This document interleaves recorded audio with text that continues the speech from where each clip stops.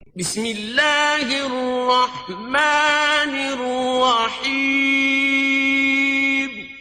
اللہ کے نام سے شروع جو نہایت مہربان رحم والا۔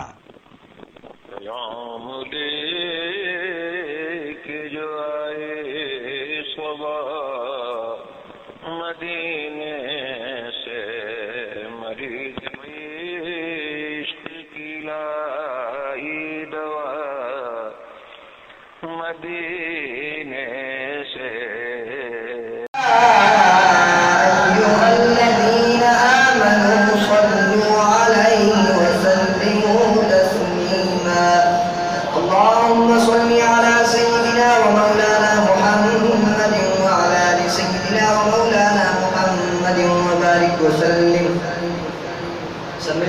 صلی اللہ علیہ یا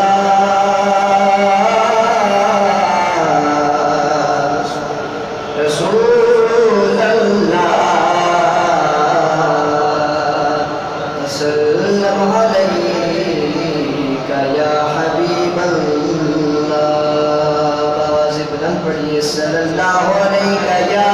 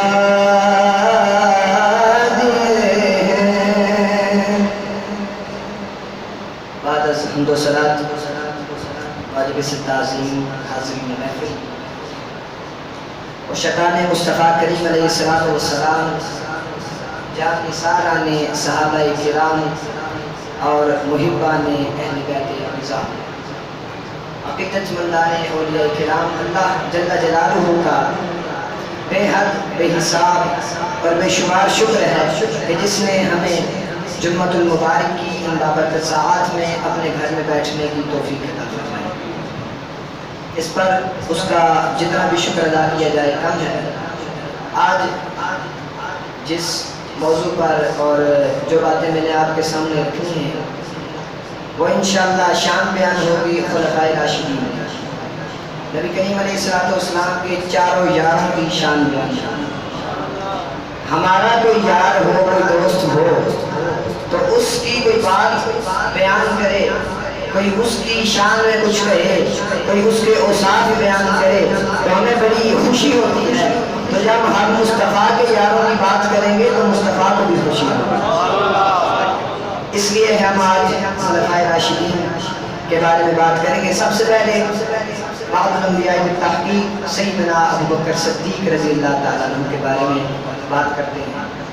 آپ کی عمر مبارک ابھی 4 سال تھی تو آپ کے والد محترم حضرت ابو قحافہ رضی اللہ تعالیٰ عنہ اس وقت ایمان نہیں لائے تھے، آپ کو بت خانے میں لے گئے۔ اچھا، بعض حضرات جب کچھ صحابہ کرام کے واقعات بیان کرتے ہیں جو ایمان لانے سے پہلے کے ہوں تو نام ادب سے نہیں لیتے۔ جب اس واقعے کو بیان کرتے ہیں تو کہتے ہیں ان کا باپ ان کو لے گیا، معاذ اللہ جو کہتے ہیں۔ تو جب ان سے پوچھا جائے کہ ہاں تم ایسا کیوں کرتے ہو، وہ کہتے ہیں جی اس وقت ایمان نہیں لائے تھے۔ ان کا جواب یہ ہوتا ہے کہ اس وقت ایمان نہیں لائے تھے تو ہم جیسے بھی بات کریں۔ میں نے کہا اس وقت نہیں لائے تھے، اب لائے ہوئے ہیں۔ اب ان کے پہلے کے واقعات ہوں گے ایمان لانے سے یا بعد کے، اب نام ادب سے لینا ہے۔ ایک مثال میں نے والد سے سنی تھی، میں نے اسے دی۔ میں نے کہا کہ اگر تمہارا والد ہے، نام اس کا نذیر ہے، تم بات کرو جی نذیر جڑا نا بچپن کو پڑھنا ہونا سی، وہ تم ایسے بات کرو تو یہ کہا بھائی ایسے کیوں کہہ رہے ہو؟ کہا جی اس وقت تو میرے والد نہیں تھے۔ کوئی ایسا کہے گا نہیں، اس لیے کہ اب تو والد ہے، بے شک اس وقت وہ والد نہیں تھے اور کیسے کلام کرتے تھے، اب وہ والد ہے، نام ادب سے لے گا۔ اسی طرح صحابہ کرام کے بھی جب ایمان لانے کے بعد کے واقعات ہوں یا پہلے کے ہوں نام ادب سے لیا جائے۔ تو حضرت ابو قحافہ رضی اللہ تعالیٰ عنہ آپ کو لے کر بت خانے میں چلے گئے اور کہا کہ بیٹا یہ تمہارے خدا ہیں، انہی سے تم نے مانگنا ہے اور انہی کی تم نے پوجا کرنی ہے، انہی کی عبادت کرنی ہے، بس یہی تمہارا سب کچھ ہے۔ یہ کہہ کر والد محترم حضرت ابو قحافہ واپس آ گئے۔ حضرت سیدنا ابو بکر صدیق رضی اللہ تعالیٰ عنہ اس کی طرف دیکھ کر کہتے ہیں انی جائع فاطعمنی، میں بھوکا ہوں مجھے کھانا دے۔ اس بت کو کہتے ہیں میں بھوکا ہوں مجھے کھانا دے۔ اب وہ بت ہے، آگے سے نہ ہلے نہ جھلے نہ بولے۔ حضرت بکر صدیق نے پھر فرمایا انی عار فامسکنی، میں برہنہ بدن ہوں، تو مجھے کپڑے دے، لباس دے۔ اور پھر اپنی جگہ کھڑا ہوا ہے۔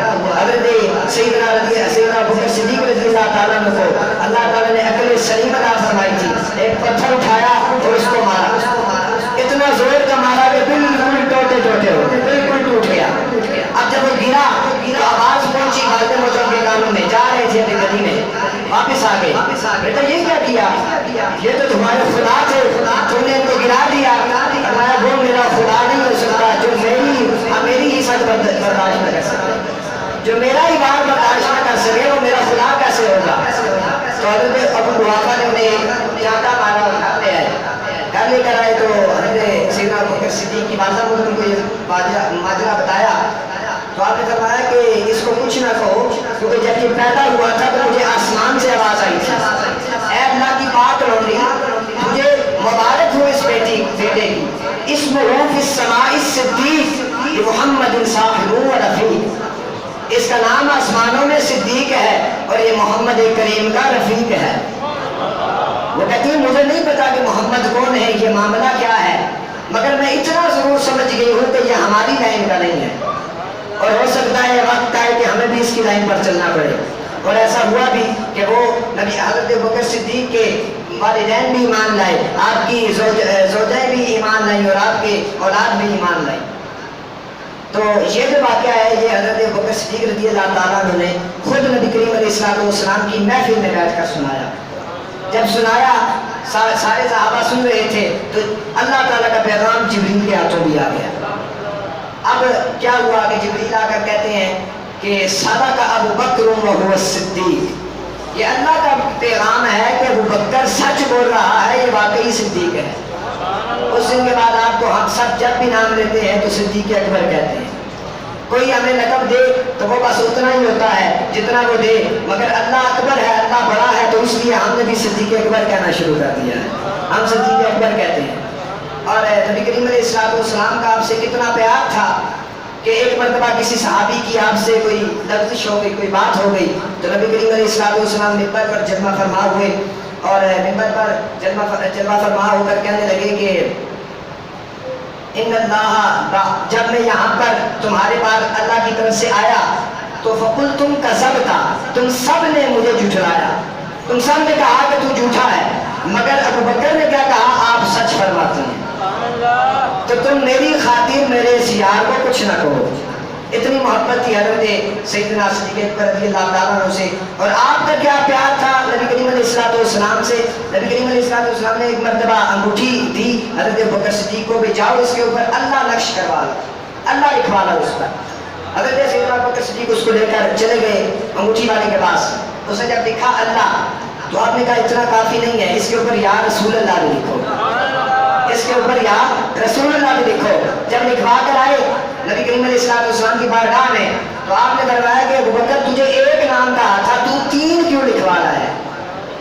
ایک نام کہا تھا تو 3 کیوں لکھوا رہا ہے؟ اب عرض کرتے ہیں یا رسول اللہ میں نے تو 2 لکھوائے تھے، ایک یا اللہ اور ایک یا رسول اللہ، یہ تیسرا کہاں سے آ گیا؟ نبی کریم فرماتے ہیں دیکھو یہاں پر ابوبکر بھی لکھا ہوا ہے، یہاں پر ابوبکر بھی لکھا ہوا ہے.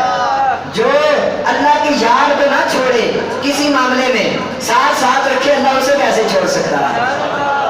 اور حضرت عمر فاروق کے بارے میں ایک بہت ہی خوبصورت واقعہ آپ کے سامنے پیش کروں گا کہ حضرت سیدنا علی مرتضیٰ شیر خدا فرماتے ہیں کہ نبی کریم علیہ السلام کے وصال کے بعد اور حضرت ابوبکر صدیق کے بھی وصال کے بعد حضرت عمر فاروق کے دور حکومت میں میں نے ایک خواب دیکھا کہ میں مسجد نبی کے باہر میں ہوں اور نبی کریم علیہ السلام بھی وہاں پر کھڑے ہوئے ہیں. نبی کریم علیہ السلام کے وصال کے بعد کا واقعہ. کہتے ہیں نبی کریم علیہ السلام پر وہاں پر کھڑے ہوئے ہیں. تو میں گیا تو میرا ہاتھ پکڑ کر کہتے ہیں علی آج اقامت تو پڑھے گا اور جماعت میں کراؤں گا. خواب میں اقامت تو پڑھے گا اور جماعت میں کراؤں گا. مجھے اندر لے آئے، خود کھڑے ہوئے مصلی امامت پر، مجھے کھڑا کیا مصلی اقامت پر. میں نے اقامت کہی، نبی کریم علیہ السلام نے جماعت کرائی. جماعت کرا کر جب تشریف فرما ہوئے تو ایک صحابی رسول کھجوروں کا کٹورا لے کر آ گئے اور جب آئے پیش کیا تو نبی کریم علیہ السلام نے ایک ایک کھجور ہر اپنے صحابی کو عطا فرمائی. جب ایک ایک کھجور دے چکے نا تو حضرت علی فرماتے ہیں مجھے کوئی نہ دی. میں سوچنے لگ پڑا کہ یہ کیا معاملہ ہے کہ نبی کریم علیہ السلام نے کھجور سب کو عطا کیا، مجھے نہیں دی. ساتھ ہی نبی کریم علیہ السلام کہتے ہیں علی نیڑے ہو، بولا سبحان اللہ. نبی کریم علیہ السلام کہتے ہیں علی قریب ہو. جب وہ قریب ہوتے ہیں تو نبی کریم علیہ السلام خود اپنے ہاتھ مبارک سے کھجور کھولتے ہیں، گٹلی ہاتھ میں رکھتے ہیں اور کھجور نبی کریم حضرت علی کے منہ مبارک میں ڈالتے ہیں. اتنا پیار. اور پھر دوسری کھولتے ہیں، گٹلی اپنے ہاتھ میں اور کھجور علی المرتضیٰ کے چہرے منہ کے اندر دوسری کھجور بھی ڈالتے ہیں. حضرت علی فرماتے ہیں، سوچتے ہیں، فرماتے نہیں سوچتے ہیں کہ کاش مجھے ایک اور بھی مل جائے. تو نبی کریم علیہ السلام چہرے کی طرف دیکھ کر کہتے ہیں علی تمہاری آنکھیں پیلی ہوئی ہیں، 2 بہت ہیں. اب حضرت علی فرماتے ہیں کہ بس اتنی دیر میں میرا خواب ختم ہو گیا. میں اٹھا، اٹھ کر جب میں مسجد کی طرف آیا، وضو کیا تو جس جگہ پر نبی کریم علیہ السلام کھڑے تھے وہیں پر حضرت عمر فاروق کھڑے ہوئے. اب خواب ختم ہو گیا، اب حقیقت ہے کہ وہاں پر حضرت عمر فاروق کھڑے ہوئے تھے. میرا ہاتھ اسی طریقے سے پکڑا جس طرح مصطفیٰ نے پکڑا تھا اور مجھے فرماتے ہیں علی آج اقامت تو پڑھے گا، امامت میں کراؤں گا. مجھے اندر لے کر آتے ہیں، مصلی امامت پر کھڑے ہوتے ہیں، مجھے مصلی اقامت پر کھڑے کرتے ہیں. نماز ہو جاتی ہے. نماز کے بعد میرا خیال ہوتا ہے کہ میں کہوں کہ اے امیر المؤمنین یہ سب کچھ میں پہلے دیکھ چکا ہوں. جب میں یہ کہنا چاہتا تھا کہ اتنی دیر میں کھجوروں کا ٹوکرا بھی آ گیا. جب وہ کھجوروں کا ٹوکرا آیا फारूक सारी जिंदगी इस तरह नहीं बैठे थे, लेकिन आज उस तरह बैठे जिस तरह नबी करीम अलैहिस्सलाम रात को तशरीफ फरमा थे। और फिर वो खजूर हर एक को दी, देने के बाद मुझे फिर कोई न दी, वही मामला। फिर मुझे कहते हैं करीब हो जाओ। जब मैं करीब हुआ तो खजूर खोली, उठली हाथ में, खजूर मेरे मुंह में, दूसरी भी बिल्कुल यूं। मैंने कहा ऐ अमीरुल मोमिनीन, अगर तीसरी भी अदा हो तो कितना अच्छा हो। तो हज़रत उमर फारूक कहते हैं जे राती नबी दिखती होगी तो उमर नहीं देना। तो वो कहते हैं अगर रात को रहमतुल लिल आलमीन ने अता की होती तो अभी उमर भी जरूर अदा करता। और हज़रत उस्मान गनी रज़ियल्लाहु ताला अन्हु के बारे में कि एक मर्तबा नबी करीम अलैहिस्सलाम अपने घर में लेटे हुए थे, तशरीफ फरमा थे, आपकी पिंडली मुबारक से थोड़ा सा कपड़ा सिरका हुआ था। पिंडली कहते हैं घुटने से लेकर टखने तक का जो हिस्सा है ना, इसको पिंडली कहते हैं। पिंडली मुबारक से कुछ कपड़ा सिरका हुआ था। बाहर से दस्तक हुई, फरमाया कौन? तो जवाब मिला सिद्दीक। नबी करीम अलैहिस्सलाम ने फरमाया कि आ जाओ। अब आए, नबी करीम अलैहिस्सलाम से बातचीत हुई, थोड़ी देर बाद चले गए। फिर दस्तक हुई, नबी करीम अलैहिस्सलाम ने फरमाया कौन? तो सदाई उमर फारूक। नबी करीम अलैहिस्सलाम ने कहा आ जाओ। अब आए, थोड़ी देर बैठे, बातचीत हुई, चले गए। नबी करीम अलैहिस्सलाम बिल्कुल अपनी उसी हालत में कि लेटे हुए आराम फरमाए और पिंडली मुबारक से थोड़ा सा कपड़ा सिरका हुआ है। अब जब दस्तक हुई तो नबी करीम अलैहिस्सलाम ने फरमाया कौन? सदाई उस्मान। तो वो फख्रे मौजूदात सल्लल्लाहु अलैहि वसल्लम, अरफअुद दरजात, अकमलुल बरकात, नाज़िश जुमला मौजूदात, मसरे हुस्ने कमालात और बाइसे कोनो मकाम, ख्वाजा चुनीनो चना, रूहे रवाने दो जहां, मकसूदो सजूदे कुदसियां, इमामुल अंबिया, हबीबे किबरिया, शाह हर्दो सला, जनाबे मोहम्मद रसूलुल्लाह अपनी हालत को तब्दील करके उठ के बैठ गए। बैठे, अपनी पिंडली मुबारक से कपड़ा दुरुस्त फरमाया और फिर कहा आ जाओ, इजाजत है। वो उस्मान जिनके लिए नबी करीम अलैहिस्सलाम भी तशरीफ फरमा हुए।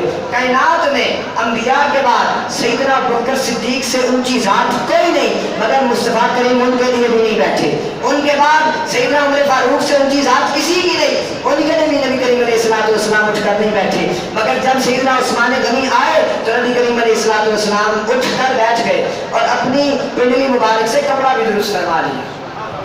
तो जब हज़रत आयशा सिद्दीक़ा ने पूछा कि या रसूलुल्लाह सल्लल्लाहु अलैहि वसल्लम कि ये क्या मामला था कि मेरे वालिद मोहतरम आए, आप लेटे रहे, उमर फारूक आए, आप लेटे रहे, तो जब उस्मान गनी आए उस वक्त ऐसा क्या मामला हुआ कि आप उठकर बैठ गए? तो आपने फरमाया आयशा क्या मैं उससे हया न करूं जिससे अल्लाह और उसके फरिश्ते भी हया करते हैं? मैं तो उससे हया कर रहा हूँ जिससे अल्लाह भी हया करता है और उसके फरिश्ते भी हया करते हैं।